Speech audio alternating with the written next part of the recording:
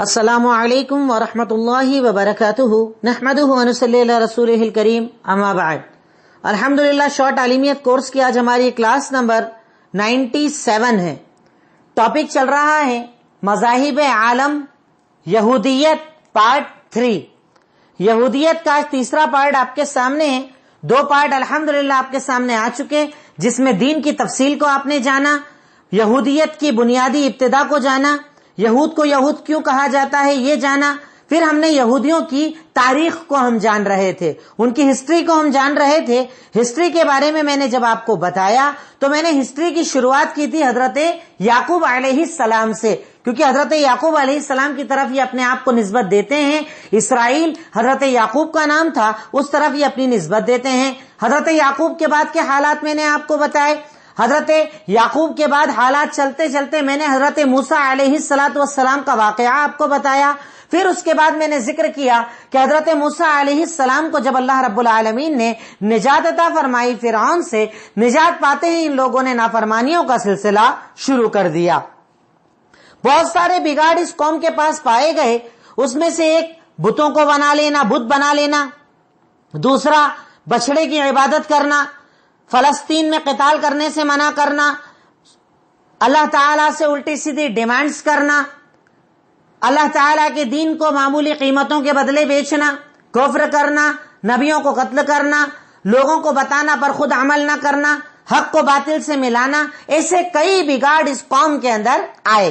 آخر میں ہم نے بات کی تھی کہ جب اللہ رب العالمین اس قوم سے ناراض ہو گیا اور ان لوگوں نے فلسطین میں انٹری کر کے وہاں قتال کرنے سے منع کر دیا, وہاں عمالیق نام کی جو قوم رہا کرتی تھی اس سے قتال کرنے سے جب منع کیا, جس کا تذکرہ سورہ مائدہ آیت نمبر 24 میں آیا ہے, میں نے آپ کے سامنے ذکر کیا کہ جب ان لوگوں نے وہاں پر قتال کرنے سے منع کر دیا کہ ہم وہاں پر قتال نہیں کریں گے, ہم قتال کرنے نہیں جائیں گے, آپ جائیے اپنے رب کے ساتھ اور قتال کیجئے, تو اللہ تعالیٰ ان سے ناراض ہو گیا. اللہ رب العالمین نے فلسطین کی زمین کو 40 سال کے لیے ان پر حرام کر دیا. 40 سال حرام کر دیا. میدان تیہ میں یہ لوگ 40 سال تک رہے. وہاں پر حضرت موسیٰ اور ہارون کا انتقال ہو گیا. پھر حضرت یوشع بن نون علیہ السلام کی قیادت میں یہ لوگ بیت المقدس میں داخل ہوئے 40 سال کے بعد.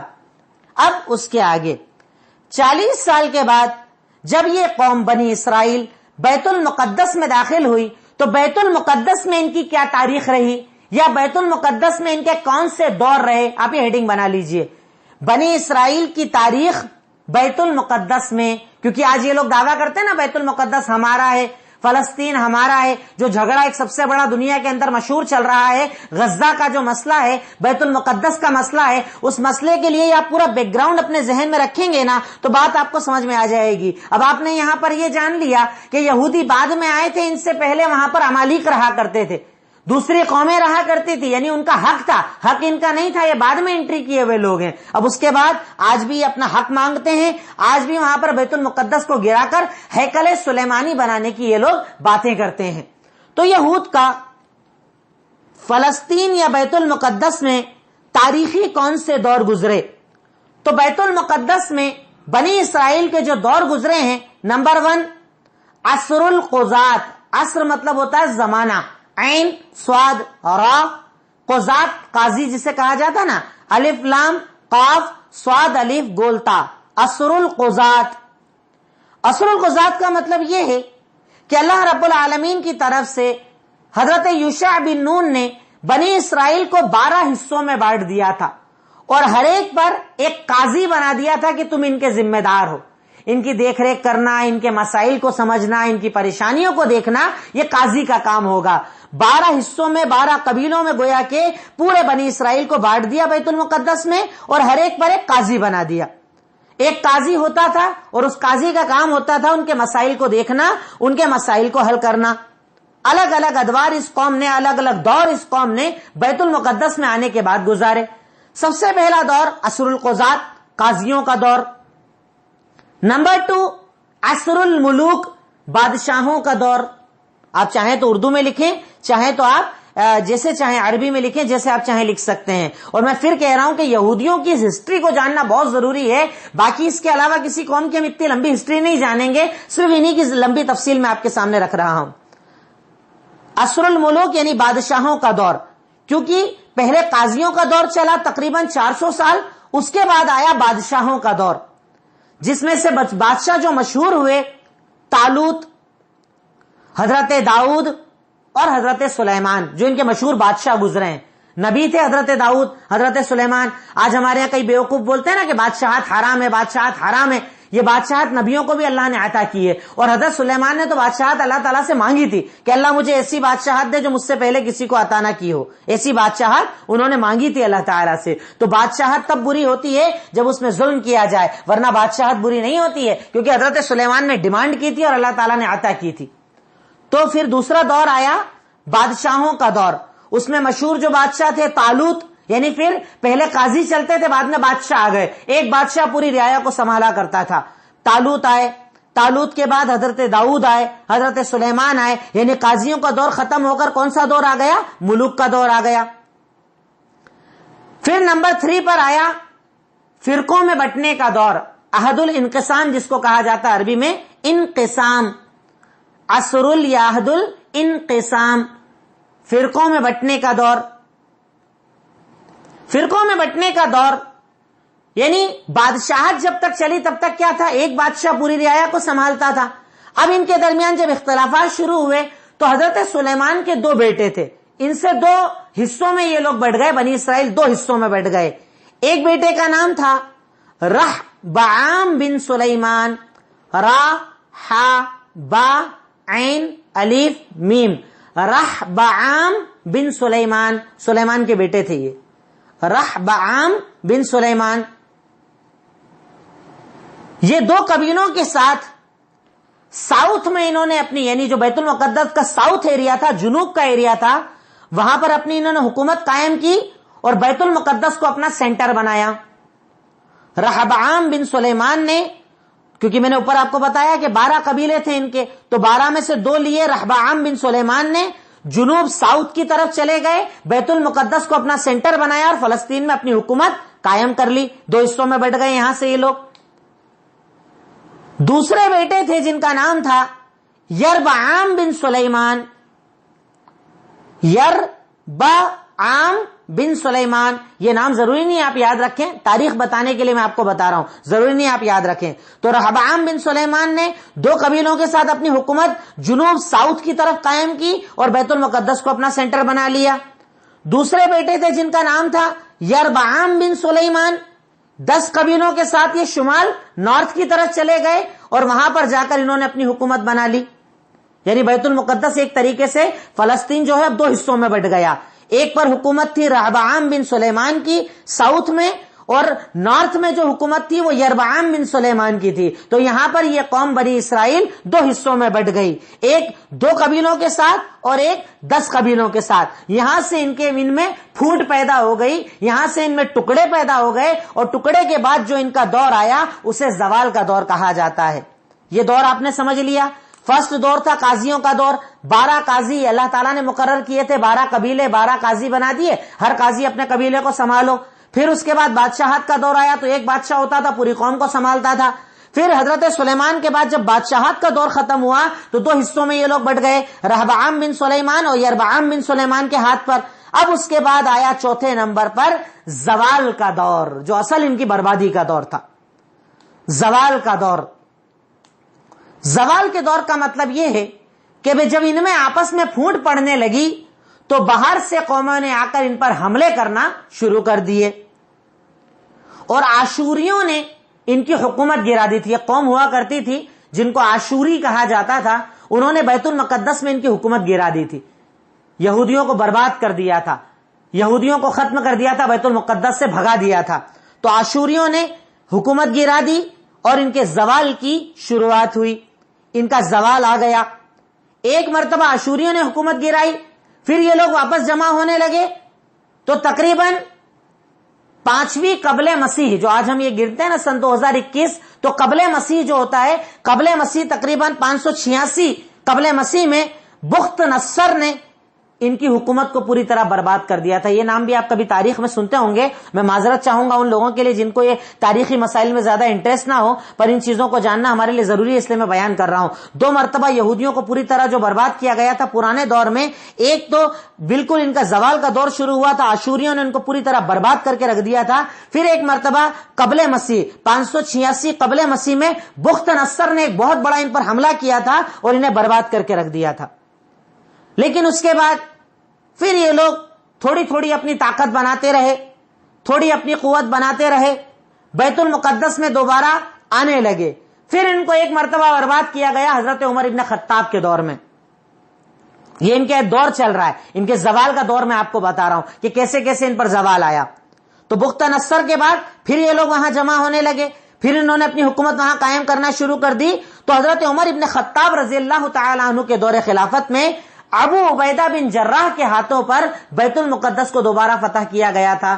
اس کا میں واقعہ چاہتا ہوں کہ میں آپ کو سنا دوں, بڑا پیارا واقعہ ہے اور اس واقعے سے ہم بہت کچھ سیکھ سکتے ہیں. اس لیے حضرت عمر ابن خطاب کے اس دور کا ایک واقعہ میں آپ کے سامنے ذکر کر دیتا ہوں. تو حضرت عمر ابن خطاب رضی اللہ تعالی عنہ کے دور خلافت میں ابو عبیدہ بن جراح جنگ کرتے کرتے کرتے, کیونکہ یہ لوگ چاروں طرف چل رہے تھے, دنیا کے چاروں طرف اسلام کا پرچم پھیلا رہے تھے, تو چلتے چلتے بیت المقدس کے قریب آئے اور اس ایریا کو انہوں نے جب فتح کرنے کے لیے آگے بڑھے تو وہاں سے یہودیوں نے ان سے ایک بات کہی.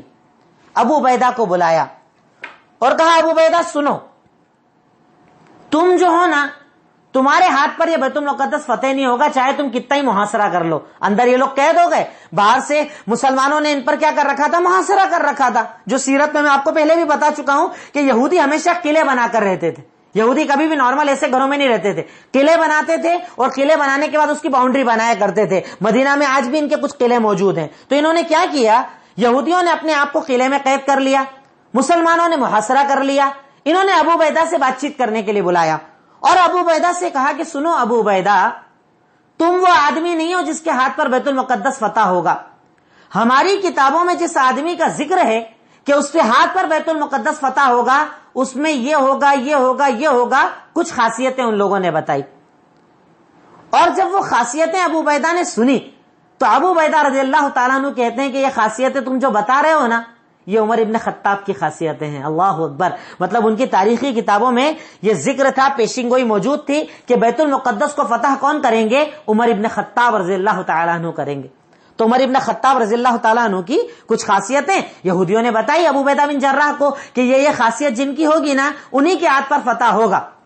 ٹھیک ہے, کہا, انہوں نے کہا کہ وہ عمر ابن خطاب ہے جس کے ہاتھ پر فتح ہوگا. تو کہا پھر ان کو بلا لو. کہا ٹھیک ہے میں ان کو بلاتا ہوں. اب حکومت چل رہی ہے مدینہ میں, عمر ابن خطاب رضی اللہ تعالیٰ عنہ مدینہ میں. آپ نے حضرت علی بن ابی طالب کو اپنی جگہ وہاں پر ذمہ دار بنایا مدینہ کا, اور اپنے غلام کے ساتھ کہاں آئے, بیت المقدس کی طرف, ایلیا, بیت المقدس کی طرف. بیت المقدس کے قریب پہنچے, یہودیوں سے بات چیت کرنے جانا تھا. اب عمر ابن خطاب کا اپنا ایک انداز تھا, طاقت, قوت, مقام, مرتبہ, ہر چیز, لیکن ایک عجیب وہ اپنے اندر مزاج رکھتے تھے. کپڑے بہت زیادہ اچھے نہیں, بہت زیادہ نئے کپڑے نہیں, نارمل. غلام کے ساتھ آ گئے اونٹنی پر سوار ہو کر. ابو عبیدہ بن جراح نے جب دیکھا اپنے قائد کو, امیر المومنین کو, عمر ابن خطاب کو, کہ جس کا نام سن کر یہودیت کانپ رہے ہیں, یہودی کانپ جاتے ہیں جس کا نام سن کر, وہ عمر ابن خطاب آ رہے ہیں. تو ابو عبیدہ بن جراح رضی اللہ تعالیٰ عنہ عمر ابن خطاب سے کہتے ہیں کہ عمر, ہم جانتے ہیں کہ آپ عمر ہیں, لیکن یہ چپل آپ نے ہاتھ میں لے لی ہے, آپ اونٹنی سے نیچے اتر گئے ہیں, اس طریقے سے آپ جائیں گے تو وہ لوگ عزت نہیں کریں گے. وہ لوگ کیا ذرا دکھاوے کے عادی ہیں. تو ہم آپ کے لیے گھوڑے لائے ہیں, سواریاں لائے ہیں, اچھا لباس لائے ہیں, آپ اسے پہن کر چلیے تاکہ ان پر روب پڑ جائے. دیکھیے بات غلط تھی کیا, نارمل بات ہے. عمر آپ جیسے رہتے نارمل, ٹھیک ہے, وہ حرام نہیں ہے, جائز ہے, بالکل آپ رہتے ہیں. لیکن ابھی جس کے پاس ہم لوگ جا رہے ہیں, یہودی ایسی قوم ہے کہ اگر آپ ان کے پاس ایک اسٹینڈرڈ کے ساتھ جاؤ گے تو آپ کی زیادہ عزت کریں گے. جانتے عمر ابن خطاب رضی اللہ تعالی عنہ نے کیا جواب دیا؟ عمر ابن خطاب رضی اللہ تعالی عنہ کہتے ہیں, ابو عبیدہ تیری جگہ اگر کسی اور نے یہ بات کہی ہوتی تو ابھی وہ چہرے کے بل زمین پر پڑا ہوتا. یعنی تو ہے, تو چونکہ ابھی اس وقت ذمہ دار ہے, سپہ سالار ہے, تو نے جنگیں کی ہے, تو نے ملکوں کو جیتا ہے, اس لیے میں تجھے وہ جواب نہیں دے رہا ہوں. تیرے علاوہ کوئی اور یہ جملہ بولتا نا تو وہ زمین پر پڑا ہوا ہوتا, سن اے ابو عبیدہ، ہم وہ قوم ہے جسے اللہ نے عزت اسلام کی وجہ سے دی ہے. جو ہماری عزت ہے نا، یہ خوف جو غیروں کے دلوں میں ہمارا ہے نا، وہ ہمارے اسلام کی وجہ سے ہے. اگر کہیں اور ہم عزت ڈھونڈنے جائیں گے اللہ ہمیں ذلیل کر کے رکھ دے گا. یہ تھے عمر ابن خطاب رضی اللہ تعالی عنہ، اور یہ تھا ان کا تاریخی جملہ. اور یہ آج ہماری جو قوم کے حالات ہیں نا، ذلت، رسوائی، ہر جگہ ذلیل ہو کر جو ہم پیش ہو رہے ہیں، اس کی وجہ کہ سب کے تلوے چاٹنے کی شوقین یہ امت بن گئی. ہر ایک سے عزت تلاش کرتے ہیں، ہر ایک کے آگے جا کے اپنے آپ کو بیچ دیتے ہیں، اپنے دین کو ہلکا ثابت کرتے ہیں. ان جیسا بننا، ان جیسا لباس پہننا، ان جیسے بے پردہ ہو جانا، ان جیسی شادیاں کرنا، ان جیسے میوزک چلانا، ان جیسے کھانے کرنا، مردوں عورتوں کا اختلاط کروانا، یہ سارے وہ کام جن سے عزت ڈھونڈنے کے لیے تم کرتے ہو نا، وہ عزت دینے والے نہیں. حضرت عمر ابن خطاب نے کہا کہ ابو عبیدہ سن، اگر تیرے سوا کوئی اور یہ جملہ کہتا تو وہ زمین پر لیٹا ہوتا. سن، ہم وہ قوم ہے جس سے اللہ نے عزت اسلام کی وجہ سے دی. اگر ہم کہیں اور عزت ڈھونڈنے جائیں گے اللہ ہمیں ذلیل و رسوا کر کے رکھ دے گا. خیر، عمر ابن خطاب رضی اللہ تعالی عنہ ابو عبیدہ کو ساتھ لے کر اسی کنڈیشن میں قلعے تک پہنچتے ہیں. دروازہ کھولا جاتا ہے اور یہودی باقاعدہ ان کے ہاتھ میں چابیاں دے کر وہاں سے دوبارہ چلے جاتے ہیں. اب بیت المقدس کس کے ہاتھ میں آ گیا؟ مسلمانوں کے ہاتھوں میں. لیکن پھر مسلمانوں کا زوال شروع ہوا. بنو امیہ کا دور خلافت، بنو عباسیہ کا دور خلافت، زوال آتا چلا گیا اور وہاں پر نصرانیوں کا قبضہ ہو گیا. پہلے یہود تھے، بعد میں کون آ گئے؟ نصارہ نے اپنی طاقت بنا لی. نصارہ چاروں طرف پھیلنے لگے، بیت المقدس ان کے ہاتھ میں آ گیا. تب بنو عباسیہ کے دور میں سلطان صلاح الدین ایوبی نے اس بیت المقدس کو دوبارہ آزاد کروا کے مسلمانوں کو دیا تھا. تاریخ ہے یہ پوری بیت المقدس کی. صرف اگر بیت المقدس کی تاریخ ہم پڑھیں گے نا تو ایک لمبی ہسٹری بیت المقدس کی ہے کہ بیت المقدس کتنی بار چھینا گیا، کتنی بار کس کس کے ہاتھ میں آیا. ایک بڑی تاریخ ہے. میں نے بڑے شارٹ میں آپ کو چیزیں بتائی ہیں. حضرت عمر ابن خطاب کی دور خلافت میں مسلمانوں کے ہاتھ آ گیا. پھر بنو امیہ کا، پہلے آپ جانتے ہیں اللہ کے نبی کا دور تھا، پھر خلافہ راشدہ کا دور تھا جو میں آگے پڑھاؤں گا انشاءاللہ آپ کو، پھر بنو امیہ کا دور تھا، پھر بنو عباسیہ کا دور تھا. تو بنو عباسیہ کا دور آتے آتے جب مسلمان کمزور ہو گئے تو نصرانیوں نے بیت المقدس پر قبضہ کر لیا تھا. لیکن نصرانیوں کے قبضوں سے بنو عباسیہ کے دور میں چھڑانے والے کون؟ سلطان صلاح الدین ایوبی رحمت اللہ علیہ. ایک بڑی شخصیت، ایک عظیم جرنیل، ایک عظیم سپہ سالار کہ جنہوں نے اسلام کے پرچم کو آدھی دنیا میں عام کر دیا تھا. اس سلطان صلاح الدین ایوبی نے ان لوگوں کے ہاتھوں سے بیت المقدس کو دوبارہ آزاد کروایا تھا. لیکن پھر اس کے بعد دور چلتا چلا گیا، بگاڑ آتا چلا گیا، یہودی کوشش کرتے رہے. اور سن 1917 میں جب ورلڈ وار ہوئی تب برطانیہ کے ہاتھ میں بیت المقدس آ گیا. 1917 میں جب ورلڈ وار ہوئی تو بیت المقدس برطانیہ کے قبضے میں آ گیا. اور اس کے بعد باقاعدہ 1948 سے وہاں پر حالانکہ مسلمان قائم تھے، مسلمانوں کے ہاتھوں میں تھا، مسلمانوں کی طاقت قوت باقی تھی، لیکن 1917 میں جب برطانوی برٹش حکومت وہاں پر قائم ہوئی، ان کے ہاتھ میں دنیا کا وہ حصہ آنے لگا تو ان لوگوں نے وہاں پر یہودیوں کو جمع کرنے کی کوشش کی اور باقاعدہ 1948 سے یہودیوں نے وہاں پر اپنا دعویٰ جمانا شروع کر دیا. 1948 سے ان لوگوں نے یہ دعویٰ کیا کہ بیت المقدس ہمارا ہے، غزہ ہمارا ہے، ہمیں ملنا چاہیے. اور تب سے لے کر آج تک مسلمان برابر ان کے سامنے کھڑے ہیں اور برابر وہاں پر جنگ چلتی رہتی ہے. مسلمانوں کو پریشان کیا جاتا ہے. یہودی وہاں تو بھئی پوری دنیا میں تو تکلیف دے رہی ہیں، پر خاص طور سے 1948 کے بعد ان لوگوں نے اپنی حکومت کا وہاں پر اعلان کر دیا اور باقاعدہ مسلمانوں کو تکلیف دینا شروع کر دی. اب آپ یہ بیت المقدس کی تاریخ سمجھ گئے. اب یہاں پر ایک سوال لکھیے، کیا یہودیوں کا بیت المقدس پر حق ہے؟ کیا یہودیوں کا بیت المقدس پر حق ہے؟ یعنی جو بات کہتے ہیں کہ بیت المقدس ہمارا ہے تو کیا یہ بات سچ ہے؟ کیا ان کا حق ہے؟ تو اب آپ نے اگر یہ پوری ہسٹری کو غور سے سنا ہوگا تو آپ کو پتا چلا ہوگا کہ بیت المقدس میں مسلمانوں کے پہلے، بنی اسرائیل کے پہلے دوسری حکومتیں رہا کرتی تھی. میں آپ کو ذکر کر چکا ہوں، اوپر تاریخ آپ نے پڑھ لی. فلسطین میں حضرت موسیٰ جب بنی اسرائیل کو لے کر آئے تب پہلے کون تھے؟ امالیک تھے وہاں پر. یعنی بیت المقدس یہودیوں سے پہلے کسی اور کا تھا. تو یہودیوں کا یہ دعویٰ کرنا کہ ہمارا حق ہے، یہ بات جھوٹ ہے. ان کا حق نہیں ہے، وہ حق ان کا نہیں ہے، اور یہ بات جھوٹ ہے. یہ بات جھوٹ ہے کیونکہ میں نے پوری تاریخ آپ کو بتا دی، اور اس تاریخ سے آپ کو یہ بات سمجھ میں آ گئی ہوگی کہ ان سے پہلے بھی وہاں پر جبابرہ، امالیق اور دوسری قومیں رہا کرتی تھی. اب ہم آتے ہیں یہودیوں کی کتابوں کی طرف. یہودیوں کی کتابیں، یہود آج جن کتابوں پر بھروسہ کرتے ہیں، جن کتابوں کو اپنے لیے مصدر مانتے ہیں، جن کتابوں کو اپنے لیے بنیاد مانتے ہیں، ان کتابوں کا تذکرہ میں آپ کے سامنے کر دوں تاکہ شارٹ میں آپ کے سامنے پوری یہودیت آ جائے انشاءاللہ. کچھ عقیدے میں آگے چل کر میں آپ کے سامنے انشاءاللہ بیان کروں گا. کتاب تو یہودیوں کی کتابیں دو مشہور کتابیں ہیں، یعنی دو حصوں میں ان کی کتابیں بٹتی ہیں. ایک تناک، تا نون الف اور چھوٹا کاف، تناک، اور دوسرا تلمود، کا لام میم واو دال. تناک اور تلمود، تناک اور تلمود. نمبر 1 تناک لکھ لیجئے گا، نمبر 2 تلمود لکھ لیجئے گا. پھر اس کی بھی اندر ڈیٹیل آئے گی، اس کی بھی اندر ڈیٹیل آئے گی. اب تناک کے بارے میں آپ پہلے لکھیے گا. تناک 3 چیزوں کے مجموعے کو کہا جاتا ہے، 3 چیزوں کو جمع کر کے تناک کہا جاتا ہے. تناک سے مراد ہے تورات، کتاب الانبیاء اور کتاب حکمت. یہ 3 چیزوں کے مجموعے کو تناک کہا جاتا ہے. تا نون کاف، تا سے تورات، نون سے کتاب الانبیاء اور کاف سے کتاب الحکمہ. شارٹ فارم ہے یہ تناک جو ہے نا، شارٹ فارم ہے. 3 چیزوں کے مجموعے کو تناک کہا جاتا ہے، تورات، کتاب الانبیاء اور کتاب الحکمہ. اب اس کی بھی ڈیٹیل میں آپ کو نیچے بتاؤں گا.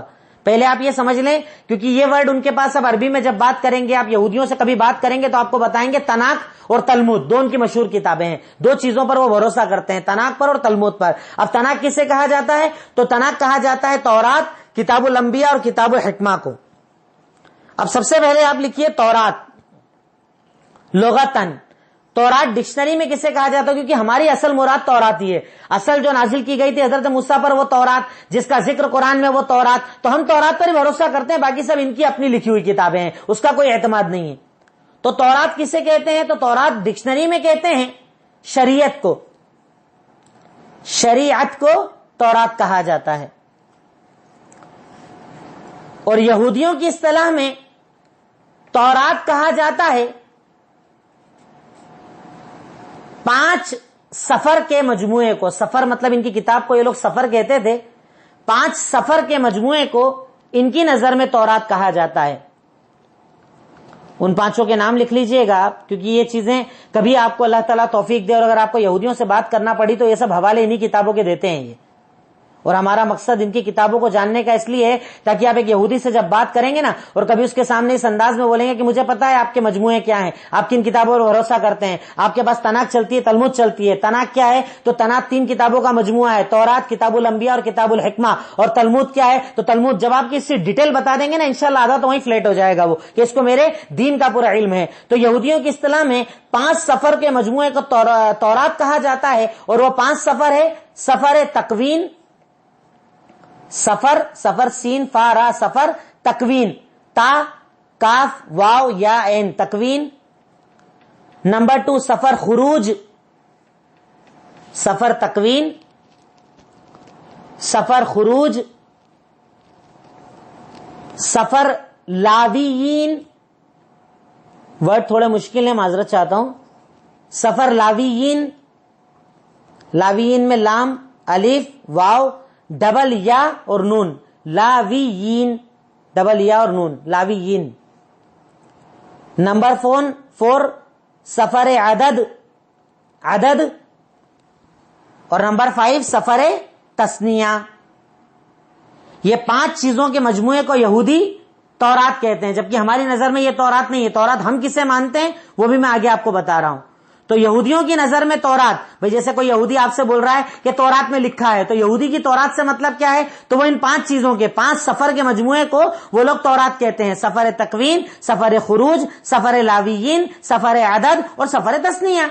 لیکن اب اس کے آگے لکھے اسلام کی نظر میں تورات کیا ہے؟ تورات لغت میں دیکھ لی، تورات یہودیوں کی ڈکشنری میں دیکھ لی، اب تورات اسلام مسلمانوں کی نظر میں تورات کیا ہے؟ تو وہ کتاب جو اللہ رب العالمین نے حضرت موسیٰ پر نازل کی، جس میں ہدایت اور نور تھا، اور بعد میں لوگوں نے اسے بدل ڈالا، وہ کتاب جسے اللہ رب العالمین نے حضرت موسیٰ علیہ السلام پر نازل کیا تھا، اس میں نور اور ہدایت تھا، پر بعد میں لوگوں نے اسے بدل ڈالا تھا، اسے تورات کہا جاتا ہے۔ تورات کتاب تھی جس میں اللہ تعالیٰ نے دین دیا تھا، شریعت دی تھی، حلال حرام بتایا تھا، عمل بتایا تھا، پر یہودیوں نے سازش کرتے ہوئے، اپنے بگاڑ کو دکھاتے ہوئے اس کتاب کو تبدیل کر ڈالا، تحریف کر ڈالی، بدل ڈالا۔ تورات کا یہاں پر بات مکمل ہوتی ہے۔ اس کے بعد کتاب الانبیاء کسے بولتے ہیں؟ وہ لوگ موسیٰ علیہ السلام کے بعد جتنے بھی نبی بنی اسرائیل میں آئے، ان کی کتابوں کو وہ کتاب الانبیاء کہتے ہیں۔ حضرت موسیٰ کے بعد جتنے انبیاء دنیا میں آئے اور انہوں نے جو باتیں بتائی، ان کی کتابوں کو وہ لوگ کتاب الانبیاء کہتے ہیں۔ وہ تیسری کتاب الحکمہ، جس میں ادب بتایا گیا ہے، صرف ادب، جیسے ہم لوگ بولتے ہیں نا، کھانے کا ادب، پینے کا ادب، بیٹھنے کا ادب، چلنے کا ادب، تو کتاب الحکمہ جو ہے اس میں کیا ہے؟ حکمت بتائی گئی ہے، حکمت کی باتیں بتائی گئی ہیں، ادب کی باتیں بتائی گئی ہیں۔ تو تناق مطلب 3 کتابیں ہو گئی۔ کتاب الانبیاء مطلب حضرت موسیٰ علیہ السلام کے بعد جتنے انبیاء آئے ان کی تعلیمات کو کتاب الانبیاء کہا جاتا ہے، اور کتب الحکمہ یا کتاب الحکمہ سے مراد ہے جس میں ادب بتایا گیا ہو، ادب کی تعلیم دی گئی ہو، اسے کتاب الحکمہ کہتے ہیں۔ میں سمجھتا ہوں کہ بات آپ کے شاید ذہن میں بیٹھ رہی ہوگی کہ تناق جب بولیں تو اس سے 3 چیز مراد ہوتی ہے: تورات، کتاب الانبیاء اور کتاب الحکمہ۔ اب ہم آتے ہیں ایک مسئلے کی طرف، کیا تورات میں تحریف ہوئی ہے؟ یعنی کیا تورات جو آج یہ لوگ دکھاتے ہیں، یہ لوگ بتاتے ہیں، جس تورات کا یہ لوگ ذکر کرتے ہیں، اس میں تحریف ہوئی ہے؟ تو آپ جواب لکھیے گا کہ یقیناً آج جو ہمارے پاس تورات موجود ہے اس میں تحریف ہوئی ہے۔ اس کی پہلی وجہ، اس میں جو باتیں بتائی گئی ہیں اللہ کے تعلق سے، آخرت کے تعلق سے، وہ اللہ کی بتائی ہوئی باتیں نہیں ہیں، یعنی اتنی جھوٹی باتیں ہیں جو اللہ تعالیٰ کی طرف سے نہیں ہیں، باتیں ہی بتا رہی ہیں کہ یہ بات غلط ہے۔ تو یقیناً تورات میں تحریف ہوئی ہے۔ اس کی پہلی وجہ ہے کہ اس میں جو تعلیمات ہیں وہ قرآن کے خلاف ہے، یعنی وہ تعلیمات بولتی ہیں، وہ تعلیمات خود اپنے آپ کو ظاہر کرتی ہیں کہ یہ چیز اللہ کی طرف سے ہو ہی نہیں سکتی۔ جیسے ہم کئی بار بولتے ہیں نا، کسی شخص کے بارے میں آپ کو بولا، ارے وہ تو ایسا بول رہے تھے، ارے وہ بول ہی نہیں سکتا، ہو ہی نہیں سکتا اس نے بولا ہو، تو کتنی بار بول دے میں تیری بات نہیں مانوں گا۔ کیوں؟ کیونکہ آپ کو یقین ہوتا ہے کہ وہ ایسا جملہ بول ہی نہیں سکتا، اس کا یہ انداز ہی نہیں ہے، اس کا یہ کردار ہی نہیں ہے۔ تو ہم انسان کے بارے میں جب یہ بات بول سکتے ہیں تو وہ تو اللہ کا کلام ہے۔ تو اللہ رب العالمین کا کلام، ایسی ایسی باتیں ان کی کتابوں میں لکھی ہیں جن کو میں آپ کے سامنے بیان بھی نہیں کر سکتا۔ اللہ کے بارے میں اتنے گندے عقیدے ہیں ان لوگوں کے، اللہ کے رسولوں کے بارے میں جو ان کے عقیدے ہیں، آخرت کے بارے میں جو ان کے عقیدے ہیں اس کتابوں میں، تو وہ ثابت کرتے ہیں کہ کتاب بدلی ہوئی ہے۔ نمبر 2، دوسری دلیل، قرآن میں اللہ تعالیٰ نے بار بار کہا کہ یہودیوں نے اپنی کتابوں کو بدل ڈالا تھا۔ دوسری دلیل، اللہ تعالیٰ نے قرآن میں بار بار کہا کہ یہودیوں نے اپنی کتابوں کو بدل ڈالا تھا، جیسے سورہ بقرہ آیت نمبر 75، اللہ تعالیٰ نے ارشاد فرمایا وَقَدْ كَانَ فَرِيقٌ مِّنْهُمْ يَسْمَعُونَ كَلَامَ اللَّهِ ثُمَّ يُحَرِّفُونَهُ مِن بَعْدِ مَا عَقَلُوهُ، کہ ان لوگوں میں سے بہت سے لوگ ایسے ہیں جو اللہ کے کلام کو سنتے ہیں اور سمجھنے کے بعد اسے بدل ڈالتے ہیں، سنتے ہیں اور بدل ڈالتے ہیں۔ ان میں سے بہت سارے لوگ ایسے ہیں جو اللہ کے کلام کو سنتے ہیں اور سمجھنے کے بعد بدل ڈالتے ہیں، یعنی جو ہے وہ نہیں چھوڑتے، بدل ڈالتے ہیں، یہ لوگ چینج کر دیتے ہیں یہ لوگ۔ تو اللہ تعالیٰ نے قرآن کریم میں کسی ایک جگہ نہیں، کئی جگہ، 50 جگہ یہ لفظ ذکر کیا ہے کہ یہودی بنی اسرائیل اپنی کتاب کو تبدیل کر دیتے تھے، تحریف کر دیتے تھے، اپنے اعتبار سے ایڈیٹنگ کرتے تھے، جو منایا بڑھا دیا، جو منایا گھٹا دیا۔ اور اسی لیے آپ ان کے پاس دیکھیے گا ایک عجیب چیز، یہود اور نصارہ میں ان کے عالم، جسے رہبان یہ لوگ کہتے ہیں، راہب بھی کہتے ہیں اور حبر بھی کہتے ہیں. احبار اور رہبان کہا جاتا ہے انہیں. ان کی اتنی زیادہ عزت ہے کہ ان کے سامنے دین کی بات نہیں کر سکتے آپ. اس نے جو بول دیا وہی دین ہے، وہ جو بتا دے وہی دین ہے، بات ختم. اس کے اوپر سب دین مکمل ہو جاتا ہے، ختم. اور اپنے یہاں تو اپن عالم سے بھی سوال کر لیتے ہیں. جیسے میں کوئی بات بتاؤں، پوچھتے ہوں نا کہ یہ دلیل کہاں پر ہے بتاؤ، کیونکہ اسلام نے حق دیا پوچھنے کا، لیکن ان کے حق نہیں ہے پوچھنے کا.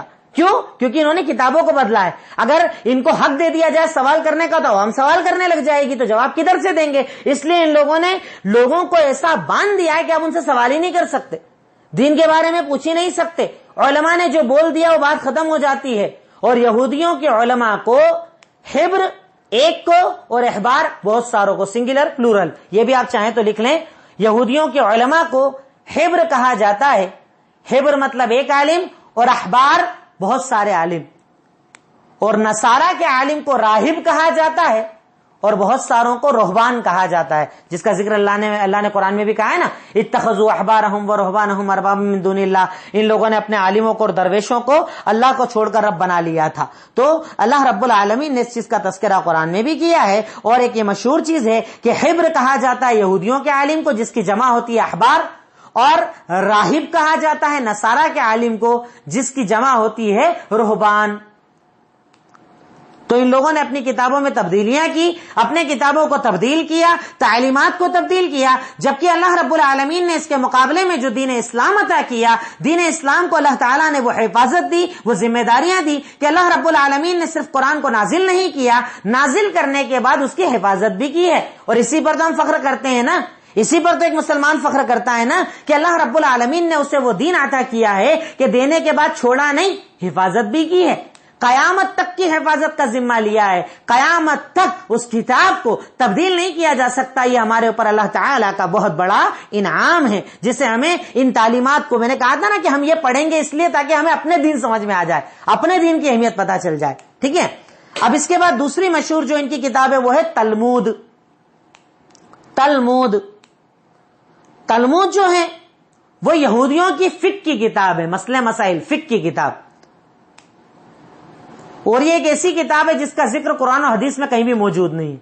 یعنی یہودی اسے مانتے ہیں پر قرآن حدیث اسے نہیں مانتا ہے. یہ آسمانی کتاب نہیں ہے. تلمود مطلب یہودیوں کی فقہ کی کتاب، مسائل کی کتاب، اور اس کا ذکر قرآن و حدیث میں کہیں بھی موجود نہیں ہے. یہودیوں کی فقہ کی کتاب اور اس کا ذکر قرآن و حدیث میں کہیں بھی موجود نہیں ہے، جسے تلمود کہا جاتا ہے. یہ ان کے یہاں بڑی مقدس کتاب ہے، بہت زیادہ یہ لوگ اس کو اہمیت دیتے ہیں، بہت زیادہ اس کو بڑا مانا جاتا ہے. اور اس کتاب میں وہ باتیں ہیں جو حضرت موسیٰ کی طرف گڑھی گئی ہیں، حضرت موسیٰ نے کہی نہیں ہے.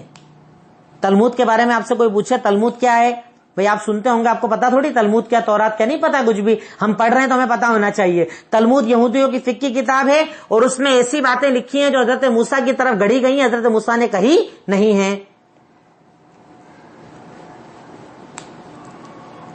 اب اس کے بعد تلمود بھی دو حصوں میں بٹی ہوئی ہے. تلمود بھی دو حصوں میں بٹی ہے.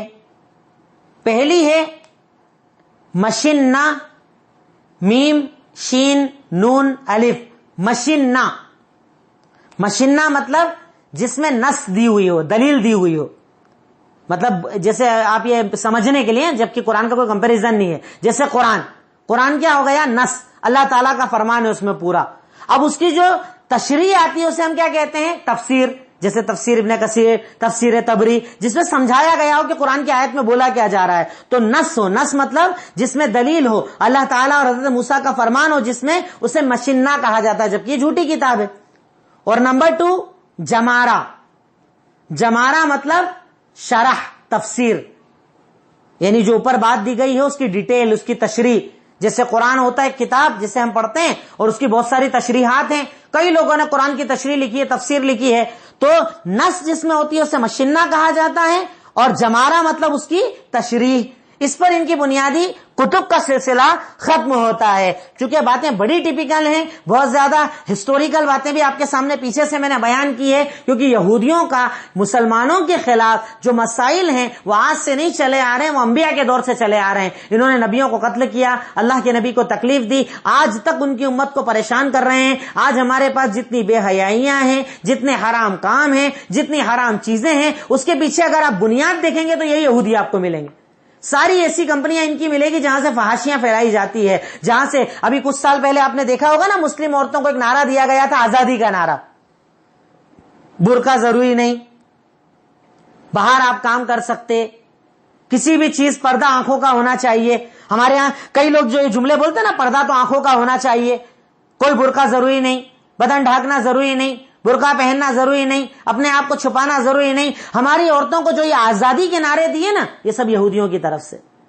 آج برباد کر کے رکھ دیا مسلم لڑکیوں کو, ان کے کلچر کو, ان کی زندگیوں کو, ان کی عزتوں کو پامال کر کے رکھ دیا انہی یہودی سازشوں نے. تو یہود قدم قدم پر مسلمانوں کے خلاف سازشیں کرتا ہے اور مسلمان اس کی سازشوں میں شامل ہو جاتا ہے. اور میرے اس پورے تاریخ کے بتانے کا مقصد یہ کہ آپ کو پتا چل جائے کہ مسلمانوں سے ان کی دشمنی کتنی پرانی ہے, کتنی پرانی ہے. اور اسی لیے آج یہودیوں نے ساری دنیا کی طاقتوں کو مسلمانوں کے خلاف جوڑ کر رکھ دیا ہے. جبکہ یہود اور نصارہ میں آپسی بھینکر ٹکراؤ ہے, بہت زیادہ اختلاف ہے, ایک دوسرے کو پسند نہیں کرتے ہیں, پر آج یہود بھی, نصارہ بھی, ہندوز بھی سارے مل کر ایک ہو گئے ہیں اسلام کے خلاف. کیونکہ یہ قیامت کے قریب کا دور ہے, وہ دور ہے جس کے بارے میں اللہ کے نبی صلی اللہ علیہ وسلم نے ارشاد فرمایا تھا کہ قیامت کے قریب ایک دور ایسا آئے گا کہ دنیا کی ساری قومیں تم پر مل کر ایسے ٹوٹ پڑیں گی جیسے بھوکے دسترخوان پر ٹوٹ پڑتے ہیں. آج یہی دور ہمارے اوپر چل رہا ہے. اللہ رب العالمین نے تمام کی حفاظت فرمائے. اب آگے انشاءاللہ دروس میں آپ کے سامنے ان کے عقیدوں کا بیان آئے گا, اور اس کے بعد انشاءاللہ نصارہ کا میں بیان کروں گا. پھر اس کے بعد انشاءاللہ